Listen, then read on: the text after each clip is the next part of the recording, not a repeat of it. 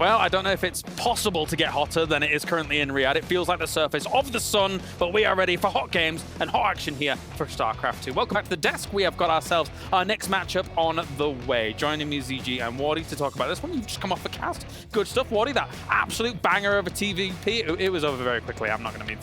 The good thing for me, is that I at least got a cast the series before as well. Yeah, so, true. that was a banger. That was a good CVP. PVT, maybe not so much, but hey, some games going to be like that.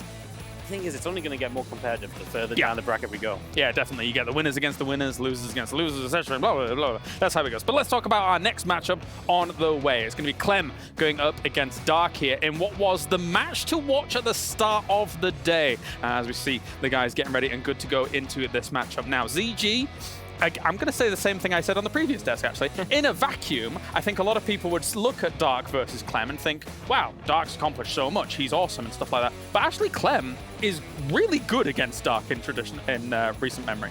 Well, yeah, no, recently. Yeah, absolutely. Yeah. That is absolutely true. Because for a while, Dark's style, I think, really did interrupt Clem when he was at his strongest. Yes, but you know that Clem is really, really very strong when it comes to that early mid-game, the first Marines out in the map being the super fast multitasker that he is. And then Dark would play roaches, and then you couldn't really do the same thing against that. But then some point, Clem continues to improve, and apparently in his TVZ, or his Terran versus Korean Zerg specifically, and in the last, 7 matches, Clem's actually won, so it really has changed from what I felt like was previously a story of kind of like the old versus the young. Yeah. Dark said the same thing. I'm not being rude. True. Where the old, the wise, the counter play really worked out, and now it's just Clem once again being a bit of that show-off Terran that he is. Excellent multitasking, excellent reading the situation, and then just delivering a great game to finish it all up. Yeah, Wardy, your thoughts coming into this one? I mean, what a fun series, right? For round one as well. These are both players that I think a lot of people would just say, yeah, they're playoff players, right? In this event especially. But they have to play each other round one. It's going to be tough. Whoever kind of drops down here is probably very favored to win the next match, right? Mm-hmm. It's just going to be a lot of fun. I think every time that these two play, it's explosive. Clem's micro is always really fun. Dark plays super heavy counterattacks. It was kind of interesting because originally Dark, like you were saying, he was the player to figure out Clem. He was the player to say, hey, look, this is how I stopped you. I can actually keep up with you. I can actually play toe-to-toe, and I can make you play my game. And then Clem's kind of dragged it back again, So super interesting. I wouldn't really like to pick a favorite. I know Clem's on the hot streak, but it's Dark. And when Dark comes to big events, he's prepared well. He's going to bring his absolute best. And he can throw out anything at you as well. Sometimes it looks scrappy. We're not going to mince words on that one, but he does still win the games. Yeah, we're actually coming in here with a bit of a narrative, aren't we? Which is that Dark tends to improve his results and his play, or, results maybe is the better word. His results when it comes to offline tournaments, we always expect him to be a beast, and then Clem is, as always, the story of can he actually perform in offline events. So all of the 7 win streak that he's on are all online. So this is going to be the actual test. I think it's a lot of weekly cups and things like that, right? So yeah, that is a little bit different technically here when it comes to a stage like this, but we'll see who's going to be able to prevail. Wardy, any final thoughts before we move to the desk, to the stage? Just hope for a really good series. I hope this isn't going to be like a roach rush into you know what I mean? Like one of those quick TVZs. I hope we get that 20-minute long back and forth real duel. It's not often we get to see these two guys go up against each other offline. For me, especially, that's very exciting. There's a good opportunity here. All right, let's do it as we have Clem and Dark clashing head-to-head in a best of 3.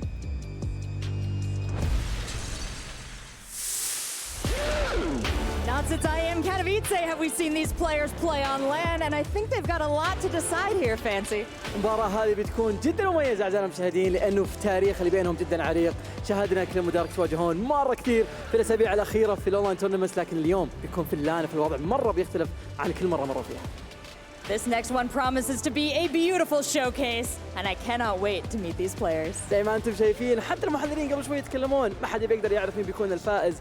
كلم ودارك اثنينهم عندهم قدرة انهم يفوزون المباراة هذه، خصوصا انه في الهيستوري حقهم في الايام كاتوفيتسا قدر انه يفوز دارك وقت ما انه كان الوقت يكون من صالحه، لكن دائما في الاونلاين تورنمنت كلم يكون عنده الادفانتج. Yeah, as Ades said and as Fancy said, a 7-win streak. That. Yeah, That's absolutely. amazing. Totally. We've been hanging out a while. I can understand you pretty well. A 7-win streak there for Clem online, but Dark had the victory in LAN at I am Katowice, so could be the final decider match here. Nobody's gonna know how this match is gonna go. أعزائنا المشاهدين، جاء الوقت فيه إننا نقدم فيه اللاعبين، فخلونا على طول نرحب فيهم على المسرح. All right, let's bring out our first player for the match.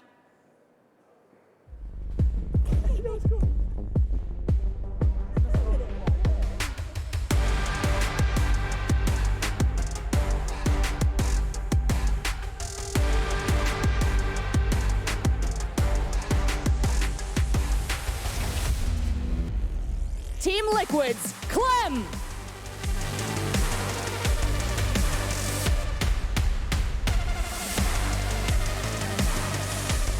The winner of DreamHack StarCraft 2 Masters Atlanta Europe and a runner-up at the ESL SC2 Masters Summer. Let's see if he can take home the trophy, starting with a win here now. من أكثر المرشحين في الفوز في البطولة من تيم ليكويد كلم، عارفين وش الإنجازاته في الفترة الأخيرة، دائما يكون من التوب 3 بلايرز في كل البطولات اللي صارت في أوروبا، ويعتبر من الناس اللي قدروا أنهم يكتسحون عالم ستار كرافت من الوسترن وولد. زي ما احنا عارفين كوريا دائما يكون عندهم الادفانتج، لكن هم من الأشخاص اللي غيروا مجرى السين بالكامل على مستوى العالم. لكن خصمه جاهز، خصمه كلنا نعرف مين يكون، خلونا نرحب فيه.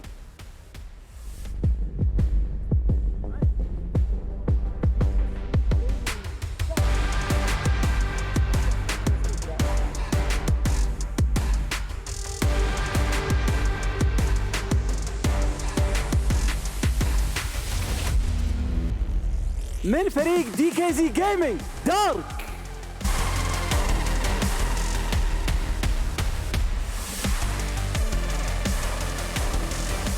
دارك في الفترة الأخيرة واجه كلم مرات جدا كثيرة، وفي كل مرة كانت أونلاين تورنمنت، وفي كل مرة كلم هو اللي يفوز.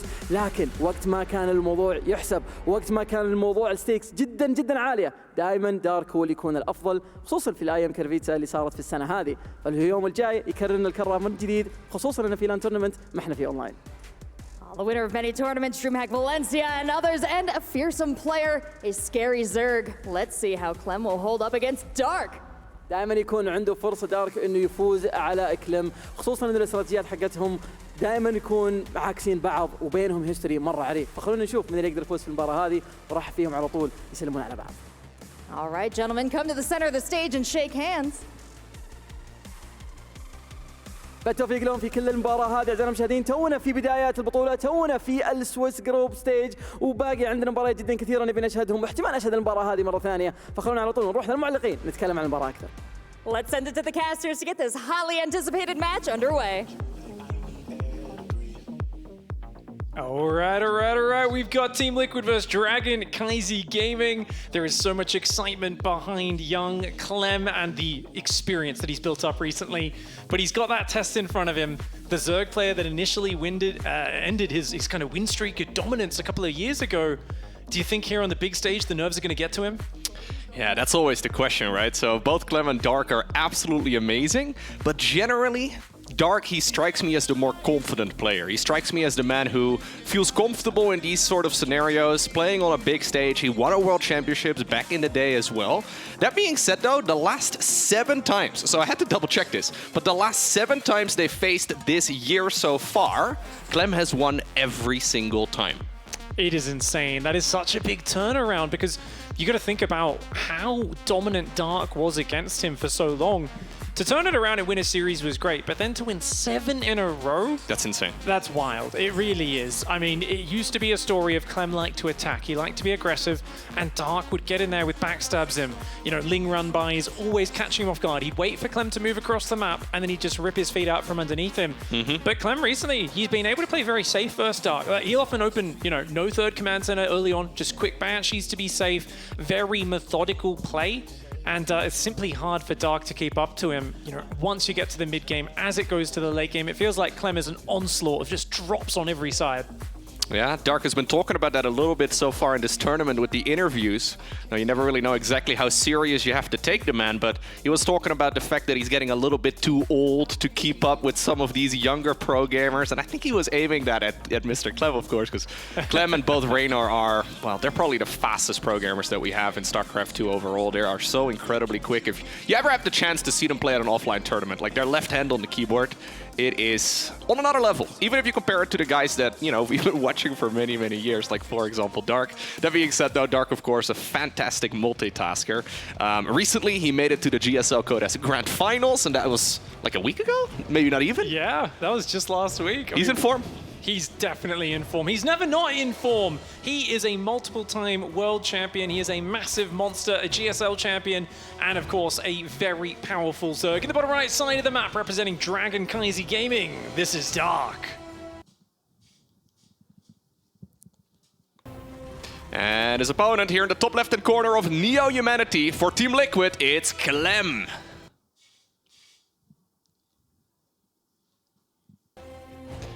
Alrighty, Clem versus Dark. I mean, this could easily be a top 8 game, a top 4 game, maybe even a grand finals. Both of these players are ridiculously good. Clem in general always seems to be a player who's amazing, especially in offline tournaments, right? When you're playing from the comfort of your own home and you can play that very fast game, you can focus on the multitasking.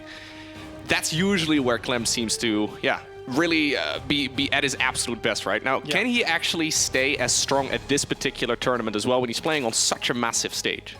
It's difficult, isn't it, Loco? Because when you're playing against guys like Dark, they don't let you get in your comfort zone. I think, you know, when he's playing online, yes, he's got the comfort of his own home, his own setup, but I also think sometimes players make the mistake of just giving him any freedom at all in the game. And Clem, when he starts attacking you, I mean, if he chooses where and when the fights happen, I often feel like it's a losing battle. There's just no way to come back from there. So definitely it's about taking momentum away from him, surprising him, tricking him.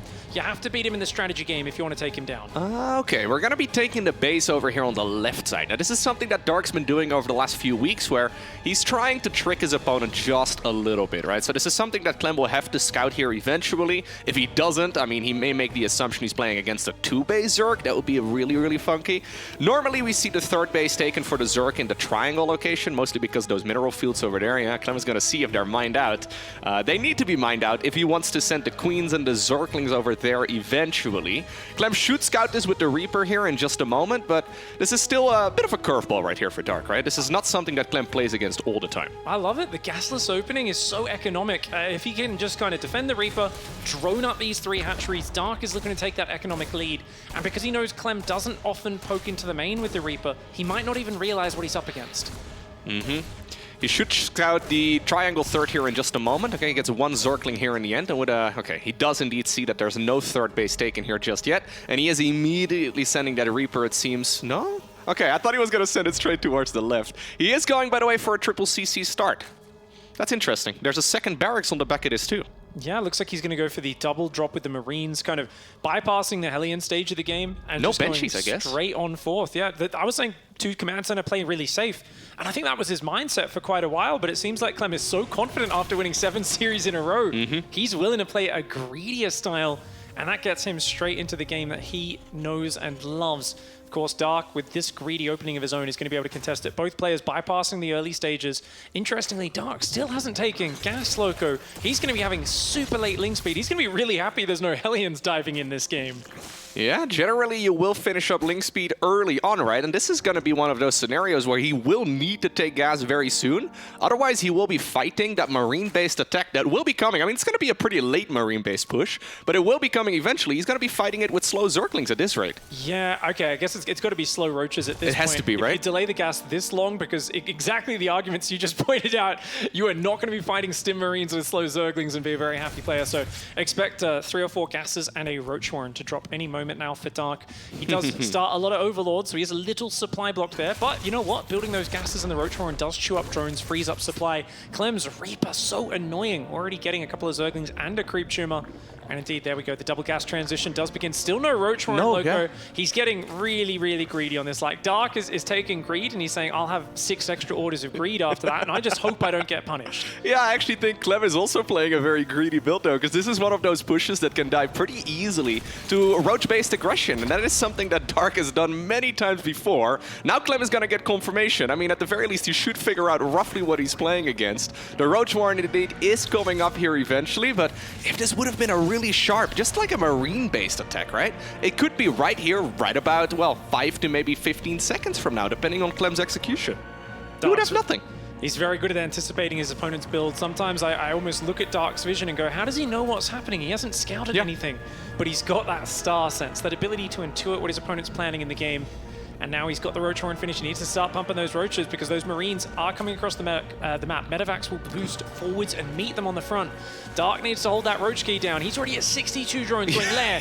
Double Evo. He does start 8 Roaches. If he can deflect this attack, then it will be a fantastically smooth opening for Dark. But he's got to get a move on with those Roaches. Yeah, I would be surprised if he doesn't, right? Because this is one of the most normal attacks. I mean, it's one of the latest attacks he can anticipate. He's got a lot of queens, a lot of energy saved up as well. But you brought up the drone count, man. If Dark gets away with this, his mid game is gonna be booming because he's already got so much income. There's still 1-1 fired up. Keep in mind, he still doesn't have link speed, so I don't think he's gonna be getting it anymore at this point either. This was basically just Dark going straight to like 55 drones before he really made anything else. Yep, he's up on 3 bases, absolutely flooded with workers. 1-1's on the way. Roach speed does need to be remembered. There we go, starts up. He's going to go for that Rich Gas 4th base. Now, we know Dark likes to go straight Lurker from here. Good chance of him trying to do the old Roach Hydra Lurker Viper transition.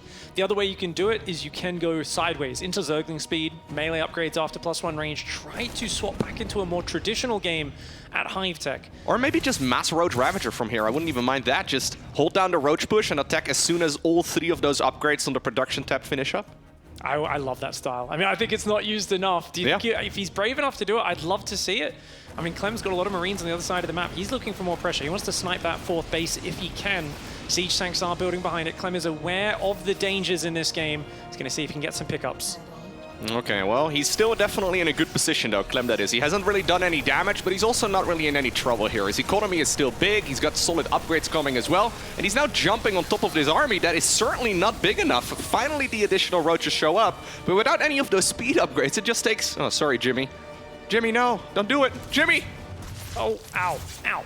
Okay, it's okay. It's okay, he runs. He's fine, don't worry about it. All right, we're going to try and keep track of Jimmy for later in the game. He's going to stand at the watchtower, I think. We'll check up on him. He's going to get back to the medevacs. He'll get some healing.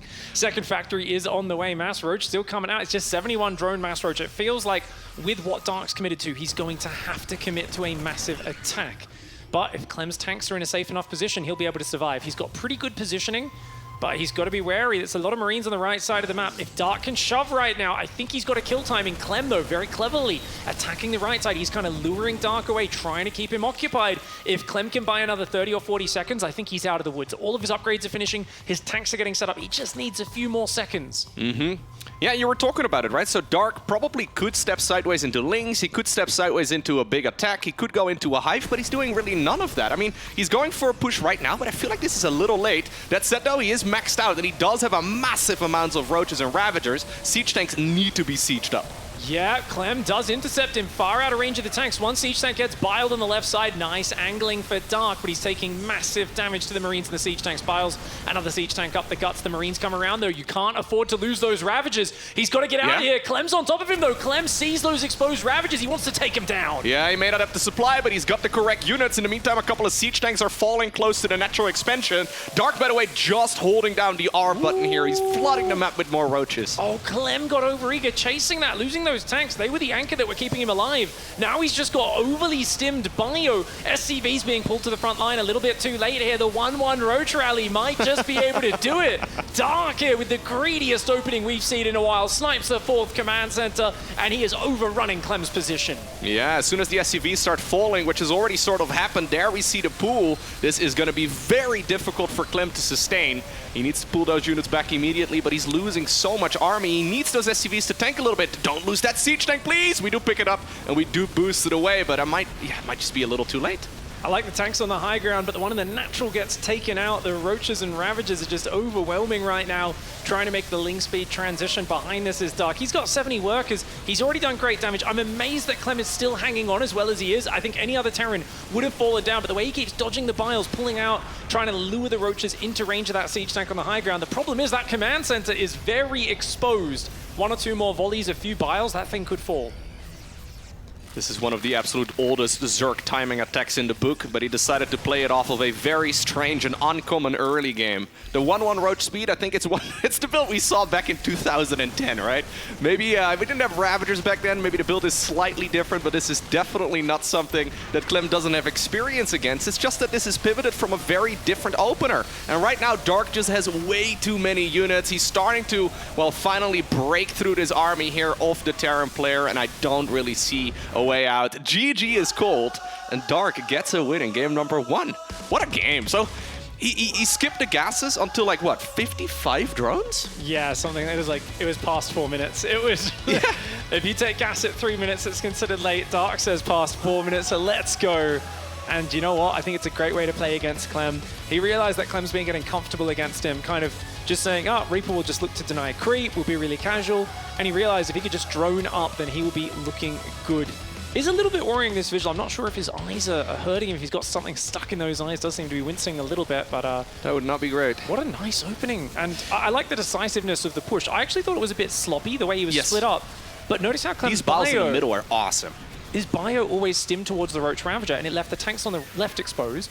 Then he chased to the left, left the tanks on the right exposed, and the bio got overstimmed. And I think at the end of the day, all you need to do is not lose your tanks and your bio. Yeah.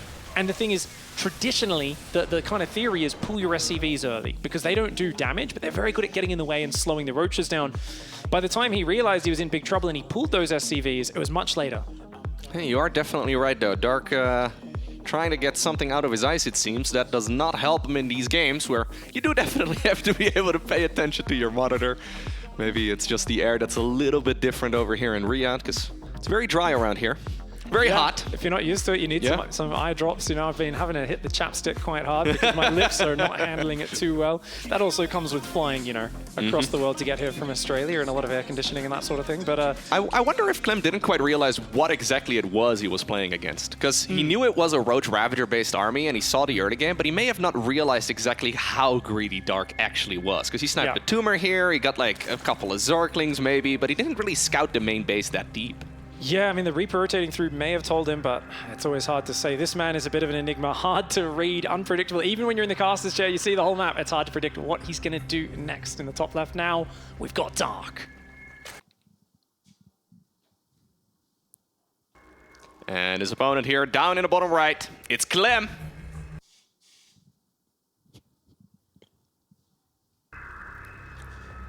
Interesting how Dark decides to not veto both Gresvan as well as Neo-Humanity. I feel like most Zerg players aren't really a big fan of playing those two maps at this point in time. I mean, I know the vetoes always change, but these seem to be the two maps where we see a lot of split map scenarios, or at least, you know, comparatively many. Yeah, Reyna's vetoes for sure. I think Reyna likes playing these maps. He doesn't like them. He has that one game against Soul, I believe, where there's a Spirit. It's just where Spirit stole his Spirit and stole his soul a little bit, I think. No. I mean, you get stuck in those late games on these maps. It gets rough. I think Dark just has faith that he won't get stuck in the late game. He's like, yeah. His late game is also phenomenal. It is very, very good, and he showed some of that. You know, Maru, a bit too much for him in the GSL finals recently, but still very interesting. And oh my, 3-Rax Reaper for Clem. Now, the low ground 2-Rax Reaper has been gaining popularity. The 3-Rax Reaper is incredibly committed. And normally not Clem's forte. I mean, we used to criticize Clem for not doing enough aggressive openings, proxies, and crazy attacks. This is a very committed one. We know we can trust Beyond to always do very well with this attack, but can Clem live up to those standards? Because Dark plays against Beyond doing this like 5 times a week in tournaments. Like, they're always playing weekly cups, small tournaments, practice runs, all sorts of different matches. Dark plays against this all day, every day, so he's going to be perfect at defending it.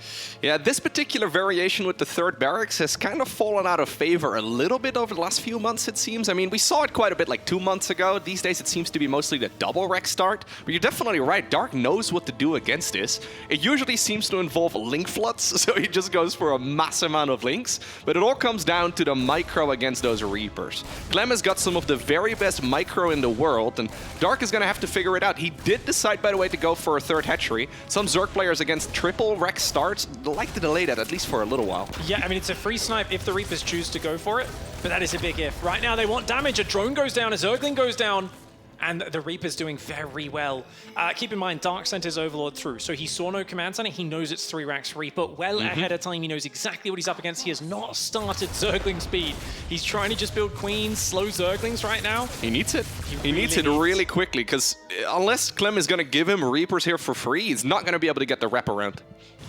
Definitely not. Slow Zerglings are basically just to push the Reapers off creep, but they never kill the Reapers. They'll never catch them. Okay, one of them running very low, apparently just, dancing on the edge of creep for a little bit too, and Dark does finish it up, but it may come at the cost of one of those queens. At the very least, a lot of energy is wasted. Nice dancing here by both of these players, though. But the queen on the left. Okay, it isn't gonna end up going down. A second Reaper went down already, though, so 1 queen for 2 Reapers is not bad for Dark. Clem dancing there with him. I mean, Dark was complaining about the youth, but let's not diddle-daddle. I mean, Dark is one of the best micro players in the world. He is so good in these situations, and these Reapers, notice he's always targeting the damaged Reapers whenever he can to try and get rid of them. Another one gets very low. Clem losing yet another Reaper. Yeah, I think he must have lost like 4, maybe even 5 at this point, which is starting to be very, very costly. He did get a queen. Maybe if he had a second queen kill, this would be justified, but this is not quite the amount of damage here that Clem was hoping for. Now link speed is on the horizon, right? And that makes the defense here so much easier.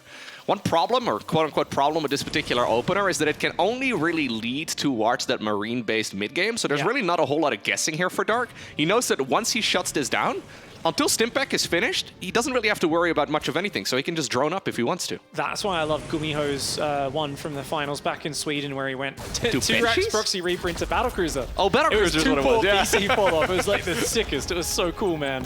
Oh, the Reaper's backing away. They've got to jump down to the low ground. The Lings and the Queens do rotate here. Dark, he hasn't been able to drone much, so having even workers with Terran doesn't feel great. But he's got map dominance. He's got so many Zerglings. These Reapers have got to be careful. Good positioning. Yeah, this is really lovely, though, here by Clem, making the best of it. Oh, even moving one of those Zerglings right there to the back, trying to get the high ground advantage, and he is getting a lot of value out of this relatively small army. His next attack is going to be when Stimpek and Medivacs are out, so you can see that on the production tab right there. Until that time comes, though, which is still about, well, maybe 45 seconds away, Dark gets to do whatever he pleases. Yeah, the reaction there to losing that Reaper, that definitely something, you know, Clem wasn't wanting that. He was pushing for the damage, didn't find as much as he wanted. This is going to be Roach Tech yet again for Dark. We saw Dark try to play some Ling Bane versus Maru, often trying to sneak into Mutalisks in his recent GSL finals. Really cool ideas that he had, and Maru kept just taking him out with sharp timing attacks. And Dark basically said, well, okay, when I'm in trouble, I have faith in one unit. Above all else, I am the Roach boy. I am the king of the Roaches. And he loves it. He's so good at this style when everyone else, they all said Roaches are bad. They're terrible in the matchup. He was the one Zerg that kept playing it. And he's pretty much unkillable. When he gets a good pack of Roaches on the map, he's going to force you to the late game. Yeah, that's kind of the thing about the Roach, right? Is the I don't want to die to anything silly unit. Yeah. And, I mean, he can use it aggressively, as we saw in game number 1 on Neo Humanity. I don't think that's the flavor of Roach we're going to get here. That being said, though, Clem has arrived right now. The Queens do have some energy saved up. He's mostly just trying to buy time for those Roaches to come up. Yeah, without the Roaches, Dark's actually really weak right now. Yeah. Similar army supply, Queens are good, but that's a lot of Stim Marines with Medivacs. Reaper's there to grenade bounce as well. Roaches coming out now, though, and I think that's a wise pullback for Clem. No need to overextend there. If you lose these Marines, you're in big trouble. Your third command center is very late. What you got to do here as Clem is keep exerting pressure. You've got the ability to split your Reapers off on one pack. They can threaten the main. The Marines can rotate around the south and clear up the creep. But on the other side, it looks like Dark is going back to a very similar strategy from game 1. Just 1-1 Roach. He doesn't have a 4th base started, which means he's kind of forced to mass Roach Ravager here. Yeah, lately he's been transitioning towards a lot of lurkers very quickly from here, but this may just be another one of those games where he's looking at this match and he's like, you know what, Clem hasn't really done any damage. I can just go for the most basic of basic Zerg timing attacks, the 1-1 Roach speed. It's once again coming up right here on the horizon. Has Clem done enough damage to be able to survive against this Zerg attack? Because it is gonna hit like an absolute sledgehammer, right? Like this is gonna be a difficult one to hold. I mean, it should hit right around the time that the 3rd command center is secured on the low ground. So that one's gonna be flying down very soon. If Dark hits right after that, he should be in an amazing spot. Clem getting a bit too fancy, does lose a Reaper there, trying to take on a pack of Roaches, which is very brave. The Reaper's usually not very good against them. Does lose a Marine for a Roach there. Good trade for Clem. So back on Clem's side, right? The trick is you can't build depots at your 3rd. You can't build your 2nd factory. You have to be ready to abandon the 3rd, which means don't move your tanks out. Put them back. Put it back on the cliff. Basically, if you get caught out here, you cannot lose these tanks. So you've got to be centered in this one position. The moment the Roaches come in, you have to pull the SCVs in front to tank before you lose your firepower, and you've got to try to stim forward and meet the Ravagers before they can bile the tanks. They drop the biles on the tanks, it's basically lights out. Exactly, and it seems like Clem does know what he's playing against right now, or at least he's got a good feeling about this particular match. The question is, though, does he have the unit count, right? So you may have all the strategies, you may have all the knowledge, but you also need the correct amount of units. And at Dark at this point, I mean, 121 army supply versus 75. Siege tanks are very efficient. Please, please re-siege Oh, those. he's got to re-siege those right now. Okay. He's putting him in a more defensive position. I do like that, but Yeah. I want to see the bios spread. Clem has a problem where he stims in a ball, and that exposes one flank wherever he stims. If he stims more north, he might be exposed on the left. Great positioning, though, for Clem, actually. That semi-wall on the left, keeping him safe. So far, so good, but he can't stray too far away from the siege tanks. He's got to pull back to the tank position. Yeah, that's absolutely critical. He keeps these siege tanks alive, and so far he's doing that brilliantly. He does lose a bunch of SCVs, but it's not like the Dark economy is massive. He does decide to start chasing his army, much like we saw in Neo Humanity. This time around, though, Dark's actually droning behind this, so he did fire up 2-2. He does not close the distance to those siege tanks, so Clem does manage to hold this. Absolutely zero fear for Clem. What a crazy move. Yeah. Moving out and letting his tanks get exposed is what cost him the last game. This game he says, no, I feel so confident here. Oh my I think God, I he's can still do going. it. And he catches all the Ravagers. That is a lot of units going down right there on the side of the Zerg, who just fired up a round of drones for this newly acquired 4th base. And you know what? Clem says, nice 4th base you got here. Be a shame if something were to happen to it. And he does end up shutting it down. What a risky engagement right there by our French player, but in the end, it looks brilliant. You usually don't have time to go home and repair Medivacs because Terran vs. Zerg is so much about momentum. In this game, I'm totally behind it. 2 red hit point Medivacs, a lot of very damaged bio. I don't want to see Clem moving on to creep just yet. I'd like to see him heal up and back off because just 1 or 2 good queen hits, few biles, and those units will go down. It's going to be forced back, as we can see there. Impressive hold for Clem, all things considered. No, he's in a good spot now. Yeah. The problem is, good spot and Dark. Dark likes to turn that upside down. He's very good at flipping, right? He just reversals the position. He's going for his famous upgrade, Tunneling Claws. Dark and Bly, the 2 Zergs in the world, still going for that upgrade pretty much every other game. And he's so good at sneaking him in. I don't think there's many missile turrets out. One of them is building right now, and that might spot the roaches coming in. Yeah, actually absolutely critical here. If you don't have detection, suddenly those roaches can be incredibly annoying, but Clem still keeping his head cool. Those are the small structures that you can very easily forget about. I mean, if this was Muta play, of course he'd have missile turrets, but in a game as chaotic as this one, that is the type of stuff you tend to forget. Pathogen Glands also coming up. I feel like that is another standard these days for Dark. Not a lot of Zerg players like to get that upgrade at this point in the game, but lately, Dark's been going upwards of like, I've seen games where he goes literally like 20-something infestors at any given moment. It's insane. If he can get there, he gets a lot of value out of it. It slows the game down a lot, though. And I don't know if he quite wants to do that here. It's going to be hard. He is trying to drag it out. I think definitely we're going to see Lurk attack at Hive. We are going to see Dark just trying to hang on. And when behind infestors, Pathogen Glands, Fungal, that's the way he does it. Roaches tunneling in, as you can see in the bottom right of the picture. The turret catches them. And nothing goes down for Clem, while also getting a few drones on the backstab. Clem has 100% control over this game, and Dark is basically just saying, please, infestors, hurry up. I need your fungal growth. I need something to slow Clem down and make him afraid to keep shoving in, because these drops are picking away. Oh. We're playing basketball now, apparently. Trying to catch the units That's a half-court with shot, man. That's like a sick. three-quarter shot. If you get that from there, that's $1 million. Imagine if he would have gotten the 2 Medivacs though, filled with units. That would have been a moral boost right there. Anyways, the Planetary Fortress at this point is set up in the middle base right here on Gressfin. I was almost going to say Neo Humanity. That's not entirely correct. Roaches and Ravagers once again coming from the side, but this is definitely not a fight that our Zerg player can take. Dark decides to jump on top of it. The fungal growth coming off of the left side.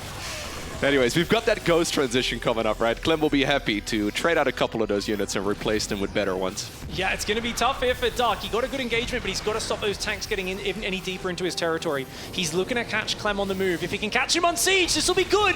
Fungal does land on a tank and a few Medivacs. 2 tanks go down. Very nice play there for Dark. He reclaims the cliff in the middle of the map. There is a drop on the north he's got to watch out for. Dark is trying to get to Lurkers and Vipers. The problem for him is Clem is already going up to 5 bases, up to 6 bases, massing Ghosts. Ghosts and tanks counter this style of army, but Dark is going to try it anyway, and we know that even when he's behind, I mean, he can make 20 Lurkers. He'll dive in, get down on your production, shut down all of your bases, and turn a game around. Clem is still in the lead, but Dark is as ever dangerous. Yeah, one cheeky little move that we see Terran players lose to all the time at this point in the game is a Nidus in the main base with like 10 or so Lurkers in there. Incredibly difficult for Terran players to clean that up. I'm sure that Clem has got a lot of experience against that, so he knows to shut it down, but there are still definitely ways to get back. And another one, of course, would be Neural Parasite on these Infestors. One move that's become popular over the last year is to Neural Parasite one of the ghosts, and then to, well, use EMP, which is a ghost skill, on the other ghosts as well to shut them down. And suddenly, that will make pushing forward a whole lot easier. Right now, though, he's only got Fungal Growth, but he hits a massive one. There's still that Infestor on the top right-hand corner of your screen as well. The army is much more dense for Clem, much more firepower. Those fungals are good, but he doesn't have a lot of meat to back it up. Without lurkers here, it's not like, hey, that we. Oh my lord! Another massive fungal, but he's not able to connect the biles. He doesn't have the units to finish, so he's wounding Clem. He's slowing him down. Fungals. He's not able to finish it off. Blinding Cloud lands, but only on one of the tanks. There we go. Oh, here's that Infestor coming from the right side. Does he have enough units here? Dark, that is, to push through all of this. Reinforcing siege tanks, rolling across the map as well, and Clem does manage to hold, but this is very dicey. Oh, that Burrowed Infestor almost getting caught. It does get taken down to the right side. One of the siege tanks gets taken down, but those ghosts are causing problems. The medevac does get taken out by Corrosive Bile. Another fungal landing.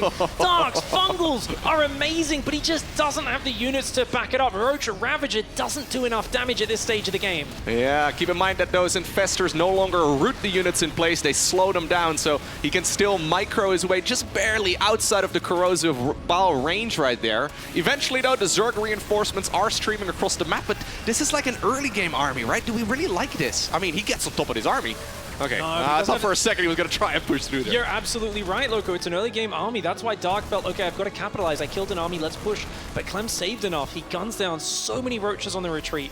And Dark has been down on economy for a few minutes. I mean, the income, no doubt, I'm sure, has been ahead for Clem.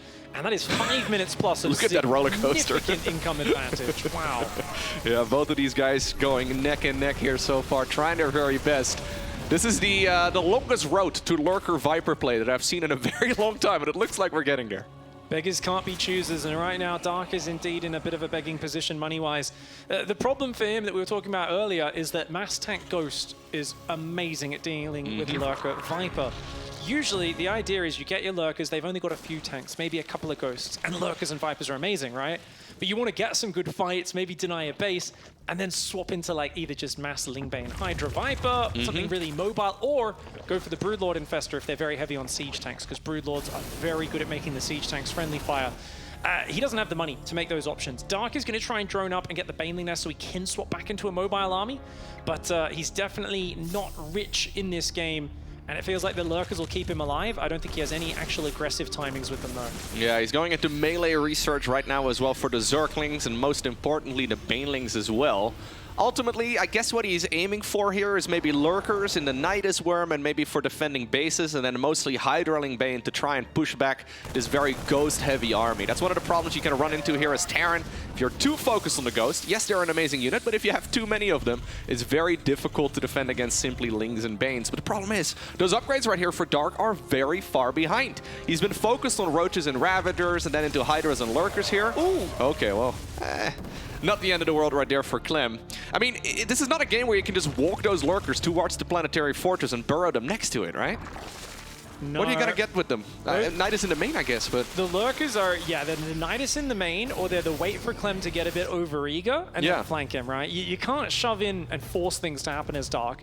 You kind of need to wait for Clem to make a few mistakes, but Clem so far is being very methodical. Look at the command centers in the production tab. He's going to build towards the Iron Bank, the famous point where you get 10 orbitals and it feels like the Terran has map hacks because they can scan everywhere on the map at all times. They can drop mules. You're like, oh, he just sees everything. This is fair. But that's something that happens if you let the Terran kind of get ahead and invest those many thousands of minerals into that infrastructure. Normally the Zerg, who has a more bare bones setup, hey, you just spread creep, build a hatchery at each base, that's it. You've got more money to swarm over them, but you've got to find an angle. And look at this, he keeps trying to sneak in the bottom. The Overseer gets by the turrets, but there's a siege tank waiting. Yeah, I don't think he's going to be able to get that much done over here. That tank, yeah. I mean, Clem was paying attention, right? He manually targeted that one down, so he knows exactly what's happening. It's going to be difficult to get that Nidus in the main base. Alrighty, now, if this game ends up going the distance here, which seems to be the case, oftentimes the ways that Zerg players end up winning is by stealing one of the bases that ordinarily would be one of the Terrans. The thing is, on Gresven, it's very difficult for Zergs to do so because those corner bases are relatively easy to defend, and that is why Clem here is sitting back as much as he is. He's happy to play the long game. He's happy to go into the Fusion Core right now, the additional starports. We'll see the Mass Liberator coming up very soon. He could even, if he feels really fancy, go into Battlecruisers here. The sky is the limit, and he's happy to just take every single base on his side of the map as he's already acquiring, well, one of the hardest ones, right? The one right over here on the high ground. Lurker's getting sniped up here. Nice push for Clem, looking to deny one of these bases. This isn't even a middle base. That's one of Dark's bases, and yet it's being denied. Dark does go for a Lurker backstab. This is a great move. He'll get a bit of value, but he can't stay too long. Clem should be lifting those command centers. You do not want to be giving up command centers. Lifts at the last second. Nicely done. Dark, oh, he stays a little bit too long. Loses a Lurker, but could have been worse. Definitely still a good value attack for him. Keeps his hatchery alive in the north. He's going to try and come forward. That is not a good army. Roach Hydra mailing, but he's got the numbers. Oh, the EMP taking out the energy on those Vipers. And the Snipes taken out. This is a bunch of trash Zerg units that Dark kind of wants to get rid of, but he doesn't want to just throw them away for free, right? He wants to find a trade where they're at least getting some value. Clem is not giving him that opportunity. Clem has mass siege tank. And if you're not willing to go Broodlords, he's going to take advantage of you. Dark has not made a Spire or a Great Aspire. If you don't have that tech available, you simply cannot deal with a Terran that has 12, 13 siege tanks. That's the situation we're looking at. Clem is playing this very patiently. And Dark, if he can't get in with a Nidus Worm, which has been completely blocked, he's looking like he's out of strategic plays for this situation. Yeah, he needs to almost get a little lucky, and this is definitely a start here, grabbing a bunch of those ghosts as they're trying to run away. Still, though, the siege tank spread is amazing. There's another Nidus in the main base. I don't even think there's any units inside of it. Nah. He's mostly just forcing the Terran here to leave some units behind.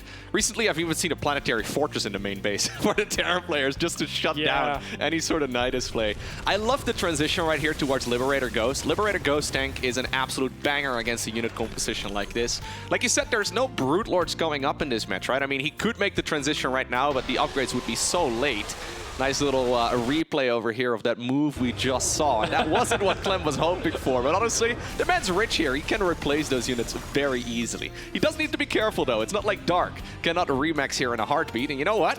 I didn't think we were going to see Broodlords, but well, we're going to see double Spire. He'll do it, but it's too late. So this is the problem is, I was talking earlier about how the Lurkers kind of missed their timing in this game because he was behind to really do anything aggressive.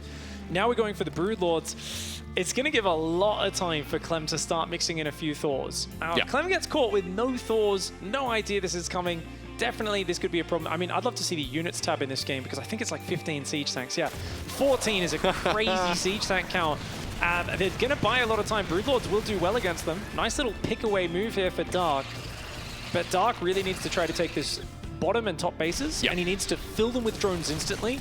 Those bases in the back are safe. You don't need to mine those out. You need to fully saturate the front bases. And that's like you were saying, if you can steal a base, the earlier you do it, the better. And this is something that's usually lacking in these games. The time when the Terran looks unstoppable, it's because the Zerg is like, okay, I've tried 6 different attacks. I can't get through. Beautiful. Now let's try to take those bases. And oh my lord, both Vipers get EMP'd and sniped. Yeah, really lovely work right there by Mr. Clem.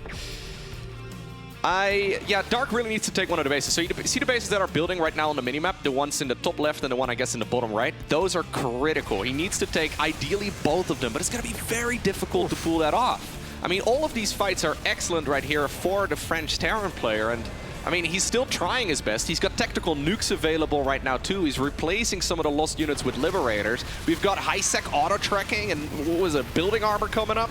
We've got basically everything that Clem has ever dreamed of. I mean, Dark's getting rid of his really low-quality units, which is kind of good because he needs to do that so he can spend his bank and make a better army. He's still got a few Roaches in the mix. He's going to make Massling Bane and Fester right now. Great Aspire is on the way, as well as those air upgrades. But Clem is mining more of the map than him. I mean, the units lost Sab is something we always look back to in this matchup. You can see there, 7,000 resource advantage for Clem. That's not crazy. That's a very standard sort of setup. But that's because the Zerg's meant to have more bases. Dark cannot get more bases now. And I'm telling you, it's all for him about just staying focused and trying to bait Clem into making a mistake. So far, Clem is playing very methodically. Remember, Dark's up 1-0 in this best of 3. And there have been times where he's looking dead and he finds a way when Clem pushes too deep on the map. If he sends too much army around the far top, maybe he can crack the bottom, take out Clem's production, force a bit of a weird base trade. you can make the game messy, and that's where your Infestors are really going to find value. Yeah, exactly. It's very difficult for Zerg itself to make an army here that is efficient against the Terran, but of course, Neural Parasite is always an option. If you can take control of those ghosts here, if you can hit a fungal growth, if you can maybe neural some Thors that might be coming up as well, there's a lot of options for Dark still to get back, but I'm agreeing with you. I think most of it comes down to Terran making a mistake here, right? And Dark is trying to force it, but so far, Clem is looking excellent. +3 melee finally coming in. Dark here trying to defend this base. It's a scary area to engage, though. Those 3 tanks on the right are going to rain down death, as will the snipes from the ghosts on the banelings. A very scary situation right now. Nukes are producing. Viper's on the way as well as Neural Parasite. Dark's getting all of those fancy pieces he needs to try to make the comeback. And Clem, it's Livs, it's tanks. He's got very little bio. Yeah. His army's like mass tank ghosts with Livs. We're eventually at Ghost Mech, I guess, right? It's just a very long way to get there. But yeah, we've arrived there here eventually. Now, Liberators cannot attack structures like they can in co-op, so you need to be a little bit careful here. And that would be kind of insane in multiplayer. So that's why we see Clem dancing right here on the edge of the creep and mostly just using the lips for zoning. That being said, though, he's moving forward right now. Corrosive Bile trying to connect, but even if he snipes all of these ghosts, I mean, it does get a lot of them. Look at Clem instantly replacing them. There's still a tank on the high ground as well. Clem realizes this base often gets kind of overrun a little bit, but as long as he's got something behind it to punish Dark for those moves, it's always going to be cost efficient for the Terran, not the Zerg. He's mining that top left base, which is one of Dark's own bases. He's going to deny this one, and that is such a big problem for Dark. Still got 14,000 resources in the bank, but Dark needs to find some sort of crazy good play to make something happen, and he's losing so much right now. Yeah, so that base all the way up north for Terran, this one over here is absolutely critical for Dark to deny. If Clem gets to mine this one out, he has mined his half of the map, right? I mean, obviously it's a little difficult to assign bases in a game of StarCraft 2, especially for these outer ones, but generally this is considered to be one of the Zerg's bases. Either way, if Clem can mine out one of them, that would be amazing. Now, he's harassing his opponent here as well with tactical nukes. Love to see that. He actually canceled the nuke and decided to run away when he saw that army coming. Do we have an answer, though, against the Broodlords, right? Because there are definitely moments where Broodlord Infestor, even though it's not a very popular unit composition in 2023, it can still be incredibly dangerous. It's a very close fight. If there's no Thors on the field, yeah, I would say Broodlord Infestor beats Ghost Tank. Like, I honestly do feel this scenario, because there was no Thor preparation, Dark could have hit this Broodlord swap even harder and got the base to the right of this as well if he pushed through with 15 Broodlords. But because he's on the back foot, he kind of had to go with just 7 or 8 Broodlords. He'll get rid of a few command centers, but he's losing so much economy on the south. And on the back foot, the Broodlords really suffer because their mobility is very low. So he's got to defend the bottom right with a mobile army while the Broodlords continue to push the top. Love this decision, though, from Clem. He realizes he can't really hold on to that expansion up north, so he decides to take one of the bases of Dark down south as he's starting to move forward. He's trying to get those brutes into an exposed location. Lost supply right now is being replaced with a couple of Thors here and there as well. Fungal growths, though, to start off this engagement wonderfully right here for Dark. Huge and he does manage to follow it up as well. Can he get on top? He gets a big parasitic bomb in the medevacs. A few ghosts go down. That was really nice. I like the way Dark pre-spread his Infestors. That's what was so impressive. He came forward with 3 Infestors spread out, so the EMPs couldn't hit them all. 3 Infestors spread out behind it, and then the big pack of Infestors came in. Really nice spellcaster usage. And this is why I say, you know, Dark, when his backup is up against the wall, he actually becomes quite dangerous, and it's his spellcaster finesse. That's the reason. Now, Loco, that top left, you talked about Dark earlier. Yep. You said sometimes he likes to build 20 Infestors. I thought you might be joking, mate. No. He's been doing this lately. I've been looking at a lot of Dark replays because the man's one of the most entertaining Zergs to watch, and he's been getting them even earlier than this. He's just throwing fungals left, right, and center. And the thing about Infestors is that it's really difficult for Terran to actually push for the win, right? Like, if there's Infestors burrowed everywhere, they're split up. I know a lot of Zerg players don't split up their spellcasters, but it turns out you can actually put them in little packs. You don't get them all EMP'd at the same time. Those Infestors are very, very strong at just keeping the Terran player back. We're actually doing a little missile turret push over here at a newly acquired hatch. I don't think that one's going to happen right here, Mr. Dark. No, hopefully it does cancel. Yep, gets a refund partially on that. Link's taking out the mules on the bottom. Clem trying to get some resources stolen from there. Nice fungal to catch these siege tanks. He's so good at the spell casting, right? Like, yeah, microing all of these different units, obviously on both sides here, but I mostly play Zerg myself. It always feels like I need to grow a third arm to be able to micro this correctly. I can never get it done.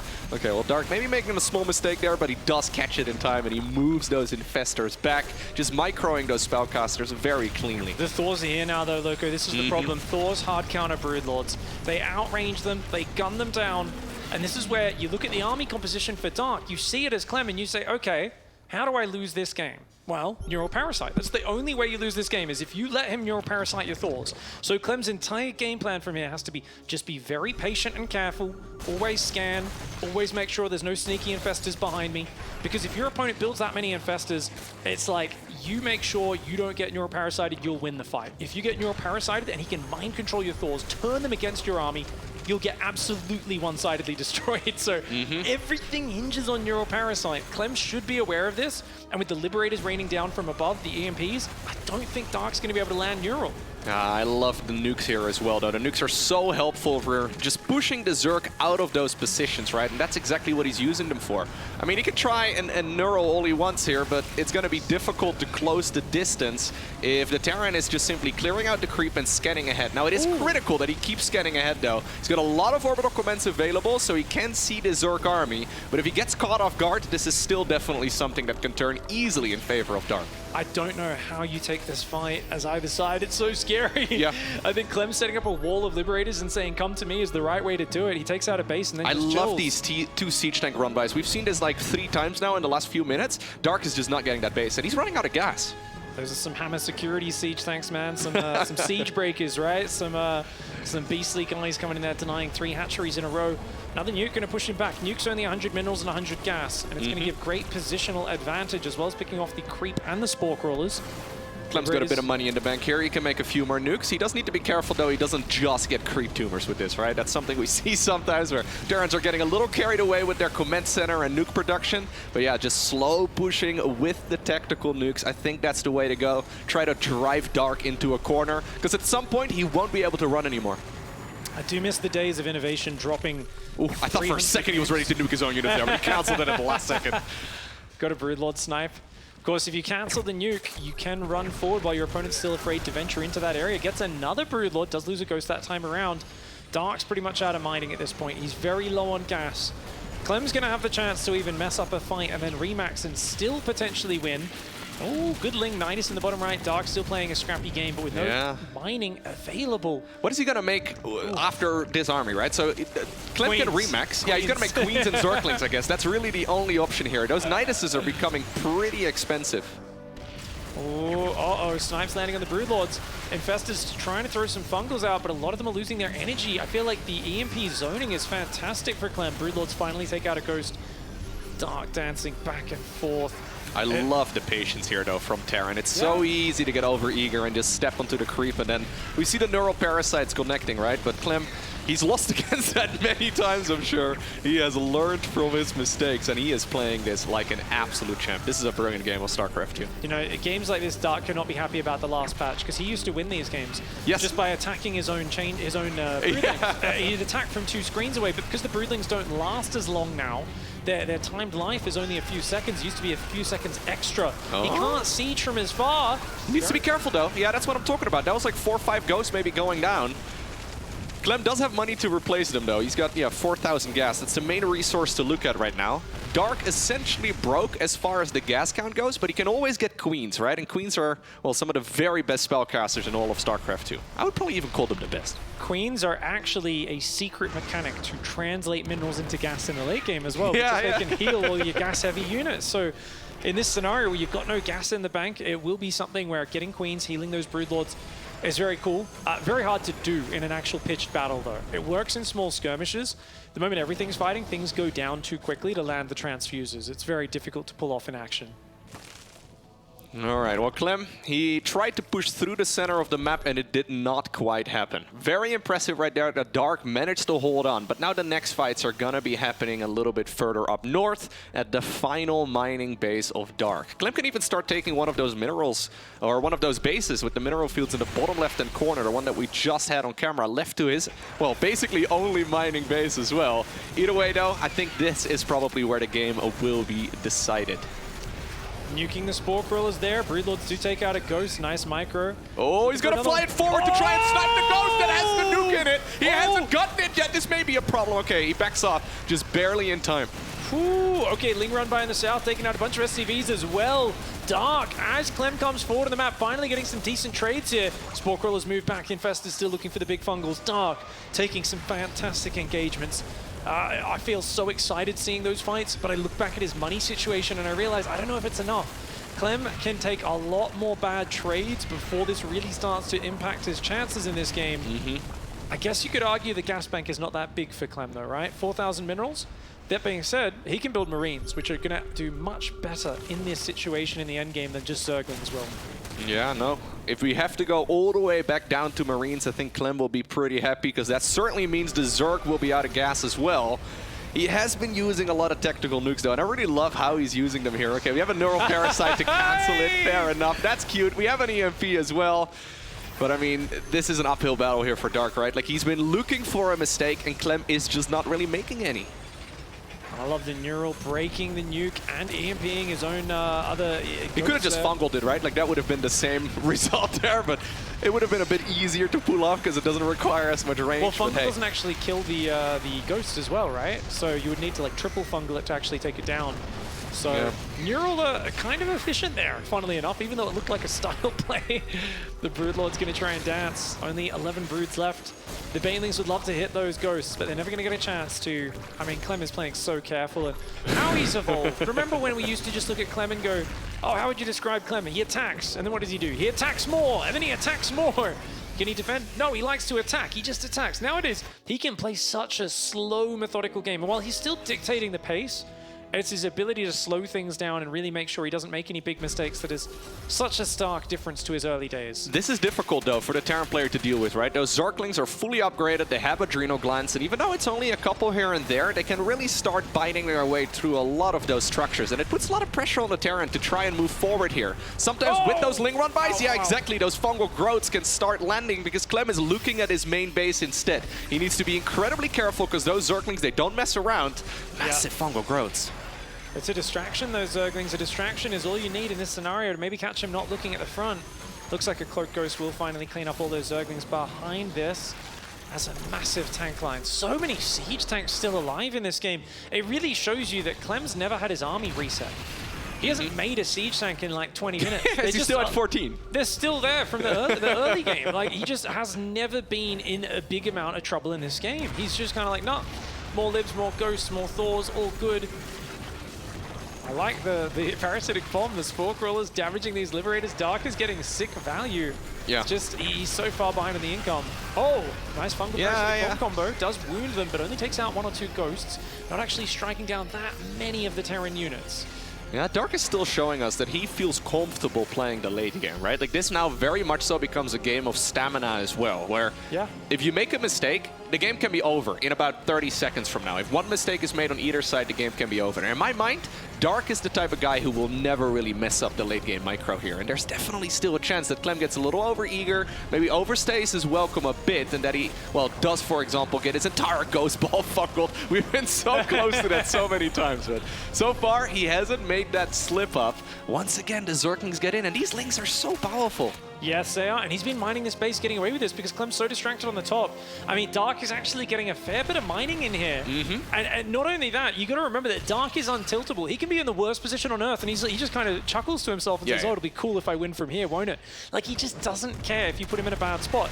A player like Clem is a little bit more volatile on the emotional side of things, where if things start to get pulled away from him, he might start to doubt himself and make some mistakes. Dark is just kind of here smiling to himself, going, I know I'm in a bad spot, but I'm still going to play my A game, and I actually feel like he almost plays better when he's behind. Oh yeah, he seems to power up. He's like one of those Super Saiyans, you know? He's been shouting for 3 episodes, quite literally 2 episodes at this point in the in-game timer, and he has been summoning the power of the universe. Clem needs to be careful here for sure, but if everything goes according to well, I think he should be good. Oh, Fungal's going to land all over those ghosts and libs. Doesn't do a lot of damage on its own. The Broodlords are getting taken down. A few transfuses do land, but a lot of Infestors and Broodlords bleeding out. There's only 8 Broodlords left. What else does he have that fights? Nothing to deal with those Thors. Banelings can deal with the Ghosts, but they cannot deal with those Thors. And Broodlords also don't really deal with the Thors. You've got to land Neural to take him out. There's just no way, because Clem has a crazy amount of scans and snipes coming in galore. Overseers, Morphing Broodlords and Corruptors getting taken out. There is an endless bank of Ghost energy, and Clem here is just looking to march forward. He's maintaining a 7,000 resource lost advantage, so he's been 7,000 resources more efficient. He's still mining out an equal part of the map compared to Dark. Dark's here looking for that one big Massling Bane Broodlord Infestor fight. Clem's just not giving him the opportunity.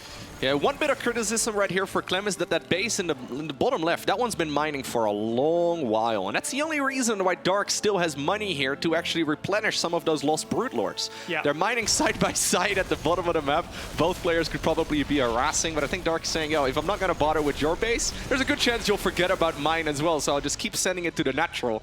I think Clem really should have sent a Liberator or two. Now he finally sends it in that direction a while ago. Big Fungal once again, at least attempted. Oh, snipes are going to start landing. A few of the Broodlords do go down. One or two Ghosts fall. This dance is non-stop. Both players trying to let the other player overextend so they can punish. Neither player making a big mistake just yet. Fascinatingly, Clem doesn't have many Hellbats. This is so weird. Oh, here we go. He's sending it. Dark decides to move forward here. The Banelings are hunting down all of those Ghosts, but they are already so far gone. Oh, man. The Thors are so beautifully spread. Neuroparasite getting instantly broken by the Liberators as soon as it goes down. And Ling Bane is just not enough at that stage of the game. Clem breathing a sigh of relief. He had to work for it. He was ahead from start to finish. But man, Dark just does not give up easily. Yeah, brilliant game, honestly. The entire match was really well played there by Terran. I'm trying to think back, how did the game start again? It was that triple Barracks Reaper beginning, right? Yeah. And he actually wasn't in that good of a position after the particular early game. Felt like an uphill battle there for a while, but he managed to secure that middle base with the Planetary Fortress, and from there we saw him taking that right side of the map, slowly make that transition towards the Ghosts. Yeah, I don't think the Reaper advantage here in the early game was there, right? Like normally we see guys like, for example, Beyond get so much value out of this, but this defense over here was amazing. I mean, there's something looked just wrong with that attack. That first attack, it felt like half of Dark's supply got left at home. Because he just didn't, he was max, he was on 190 supply, but he didn't have that much Roach Ravager. So it's something which might need to be analyzed in post-game later on the desk. But it felt like Clem shut the first Roach Ravager attack. Maybe his positioning was just too good. A lot of the Roaches were still rallying across the map. Once he defended that, I feel like Clem was ahead from there for the rest of the game. At no point did it really look like Dark was in the lead. Dark kept having like a cool skirmish, a cool trade. Yeah. But it was after Clem was on 20 command centers. When Terran's on 20 command centers, it's a little bit too late to win the game with one or two small skirmishes. Yeah, and that's exactly what Clem was aiming for as well, right? Playing that map to his advantage, trying his very best to just push the game for as long as possible. There are other maps in the map pool that would not make that style from Terran as easy to pull off. I mean, I say easy, but it's obviously incredibly difficult to manage that properly as a Terran player. I don't know what game number 3 is going to be, but I'm very excited for it. You can see that these two are very evenly matched. Indeed. It really is cool, especially with the way that Roach attack caught Clem off guard in game 1. The super greed coming out there. Clem tried to check it in game 2. 3 racks Reaper. If you go gasless, you're going to be struggling. You're going to be trapped on 2 base for a very long time. But I wonder if now in game 3, Dark feels confident going back to another gasless opening, something very greedy. Get himself the kickstart into the mid game. If you can be very greedy, the 1-1 Roach timing looks very attractive. Yeah, I'm very interested to find out how Dark is now going to approach this, because he's not really somebody who gets rattled after losing a game like that, but it's very clear that the late game, yeah, it's just simply Clem who seems a bit better there, right? So you always have that comfort zone if you're really good in the late game, like for example Dark, to just simply sit back and play a little bit more laid back and to try and, yeah, just force the game to go longer. And against 99.9% of the Terran players out there, that's an excellent strategy. But it turns out there's a handful of them, and Clem is one of them, where that is not necessarily the go-to strat. Either way, our final game for this particular best of 3 series is gonna take place on the map Royal Blood, and spawning right here in the top right-hand corner, he is Dark. Down here in the bottom left side of the map, representing France and Team Liquid, it's Clem.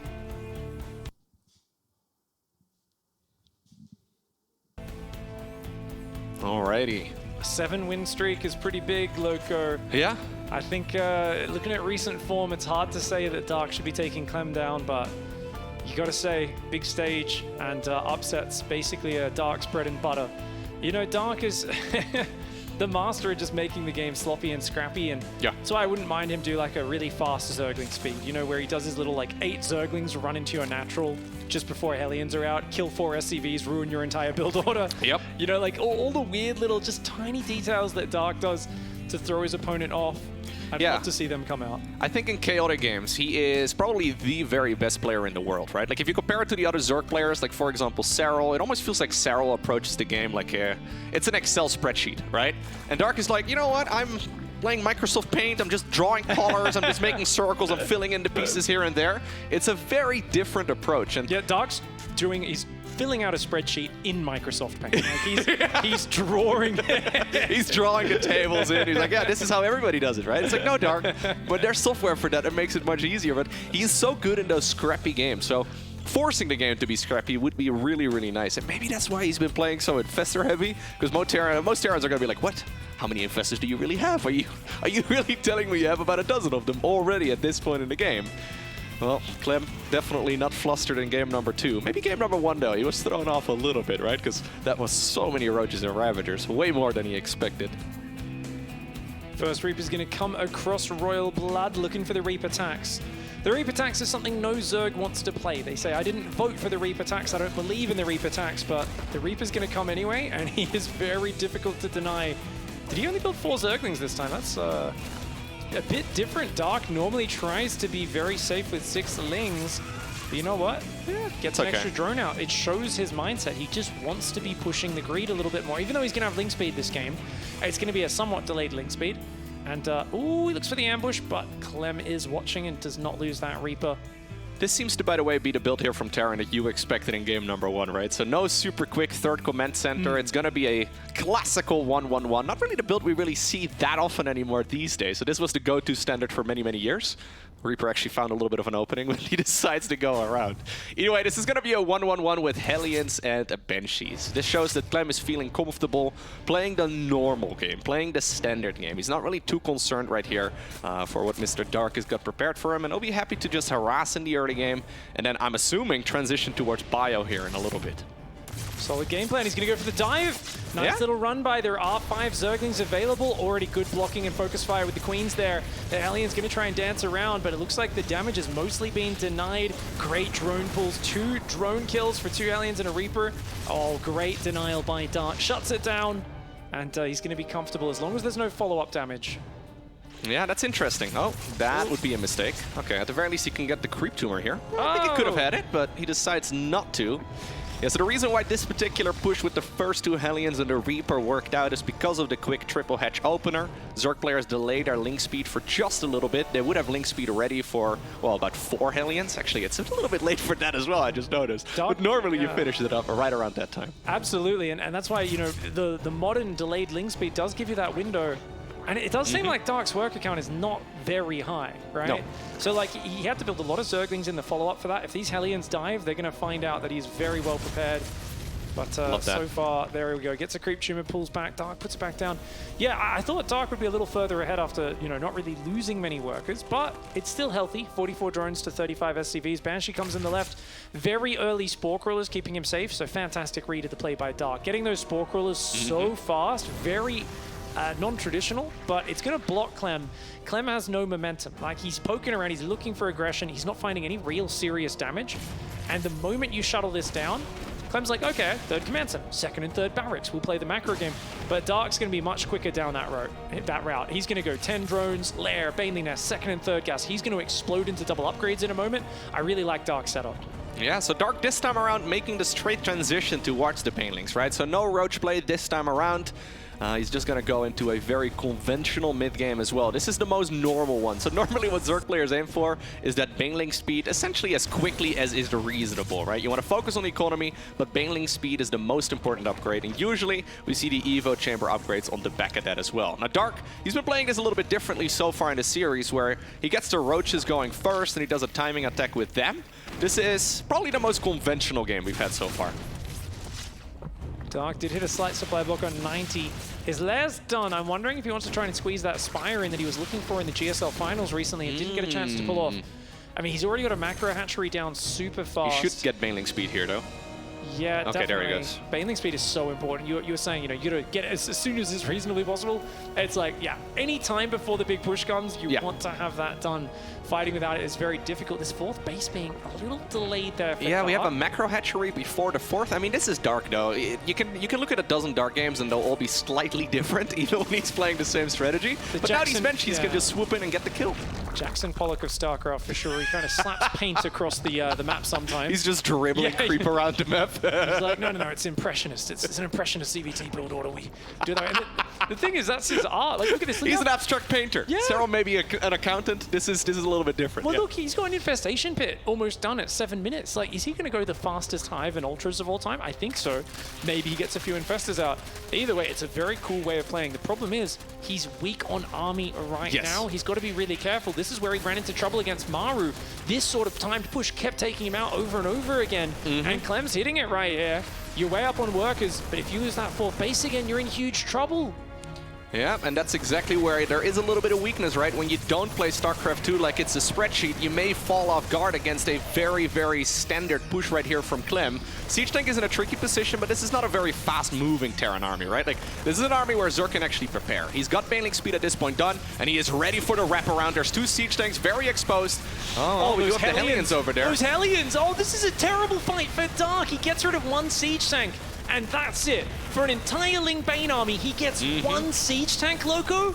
Yeah, I actually did not quite see those Hellions there. Chilling off screen is going to be Clem, who wins 2-1 over Dark.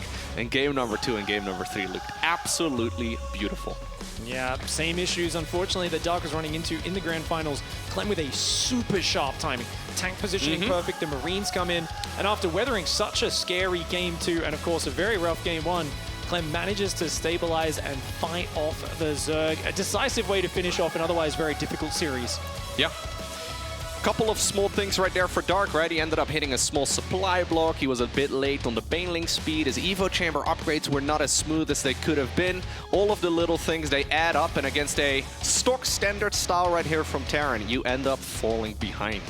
That is the potential weakness there, I guess, of Dark right now. It's the very standard, straightforward game where a guy like Clem is razor sharp. But, of course, a fantastic victory for the Terran. We're going to be heading over to the stage for the interview.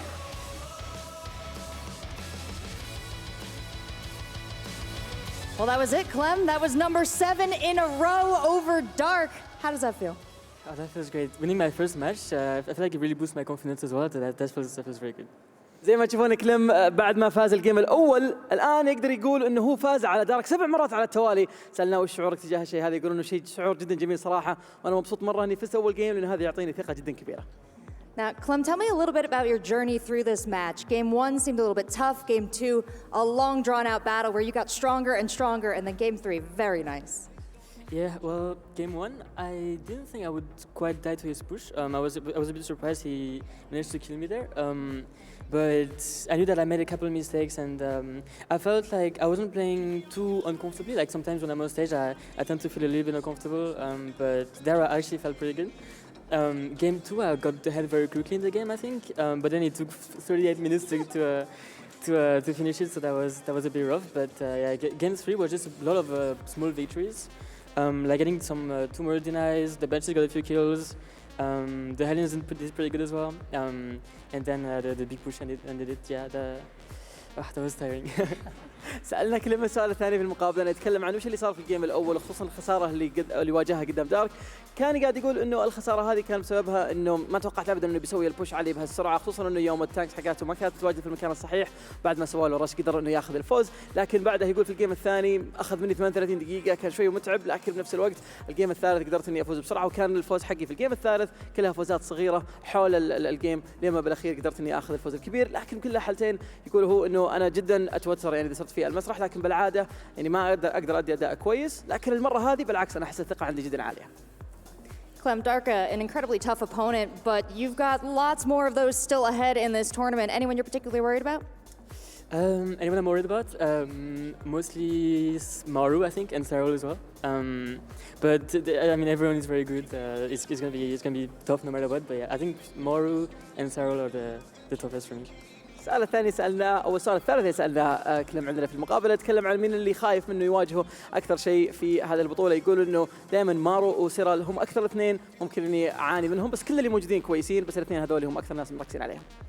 Thanks so much for your insights. Let's send it back now to the desk. Take another look at that matchup.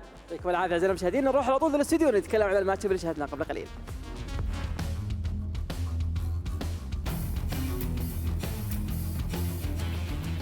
Welcome back to the desk. It's a big win for Clem here, as he said it himself, a confidence booster coming into Gamers8 against one of the most fearsome Zergs on the planet in Dark. Wardy, that was a great victory here by Clem. Yeah, really, really awesome stuff. Game one, we were a little bit worried. It's like the Roach Ravager in this moment right now as well, when he comes chasing down these Ravagers. It's like, it's a win in the worst possible way, because he's losing everywhere else, especially because he's chasing this down, so it feels like such a win, and then you lose your tanks and you can't win the game without them. But yeah, recovering from a game like this where Dark kind of does his thing, right? He plays the Roaches and he's aggressive and he gets himself in a good position, just puts himself in a good spot. I always feel as though then it's like, you know, as Clem, you're like, oh man, what am I going to do in this game too? Like, is he going to do something tricky again? So I feel like Clem being able to reset from this and getting some offline confidence is really nice for him. Yeah, definitely. You move into game two, and obviously you get into that very drawn-out, long game as Clem is just going for that battle of attrition, as fading between the two bases, spooky. But when you get into that situation against Clem, and Clem has suddenly got himself, by the end, I think he had 14,000 minerals in the bank, ZG. Clem just looked fantastic in game number two with that battle of attrition going his way. Yeah, I think the casters actually mentioned it, that Clem's playing better in the late game. Yeah. And I was thinking again specifically of something that Dark said, which is that he actually tries very hard not to get into these situations. I found it funny, not because of the quality of his games in the late game, but just because, well, no, I guess that is true, because I actually feel like he's very good in the late game, that he has these comebacks definitely possible with the Infestors, but I guess the extreme late game, which is what we saw here on Gressfawn, that's where things are different, and that's where Clem definitely looked a lot better. Yeah, no, this was really good. It was just solid stuff. He really kept his cool. There was a couple small fights that he lost, but he just got over those, right? He kept on going, kept on doing the right thing, and he was in control of the game pretty much the entire way through. But you can never take it for granted in this sort of situation. So really cool to see him just keeping his cool again and being able to take this game too. Really kind of just play it out late game and be very comfortable there. Yeah, definitely. Very impressive stuff then, as Clem obviously gets himself the victory here in this. And ZG, I mentioned it actually at the start of this section, but I'll come back to you with it. The fact that it is a confidence boost for Clem, and I'm, you know, no memes aside, in an offline scenario as big as this, the confidence boost must help a lot in a field as strong as this. Yeah, I hope that is true, you know? Like, I hope that is the confidence booster that he needs. I mean, there's a equal chance that if he's looking at it negatively, he could be like, oh, but I was stomping him online, you know? And it was a little bit more difficult here. But I think definitely it's the time to choose to be positives, right? It's a great first opponent to defeat and then get you boosted into the next round of the Swiss format. All right, well, thank you very much, guys. It is time to go to a break. When we return, we have got more from Gamers8, so see you